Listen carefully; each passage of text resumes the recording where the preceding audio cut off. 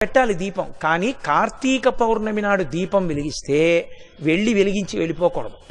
కొవ్వొత్తితో అస్సలు వెలిగించకూడదు దీపాన్ని. ఎందుకంటే అది చచ్చిపోయిన జంతువు యొక్క కొవ్వుతో తయారు చేయబడుతుంది. వెంటనే ఆ దీపం అపవిత్రం అవుతుంది. కాబట్టి కొవ్వొత్తులతో వెలిగించకూడదు, అగ్గిపుల్లతో వెలిగించకూడదు.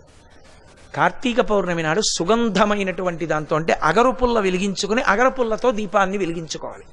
వెలిగించి వదిలేయకూడదు. దాంట్లోకి వెంటనే అక్షతలు తీసుకుని చేత్తో పట్టుకుని దామోదరమావాహయామి అని కానీ త్రయంబకమావాహయామి అని కానీ రెండు మాటలలో ఏదో ఒకటి చెప్పాలి. అంటే దామోదరుణ్ణి కానీ త్రయంబకుణ్ణి కానీ దీపం మీదకి ఆహ్వానం చెయ్యాలి. ఎక్కడైనా చెత్త ఉండిపోయినా కూడా రేపు లౌకికాగ్నితో వెలిగించకూడదు. ఈ ఆవాహన చేయబడిన దీపంతో వెలిగించి ఆ దీపం దగ్గర నిలబడి ఒక మాట చెప్పాలి అందరు. కీటాహ పతంగాహ మశక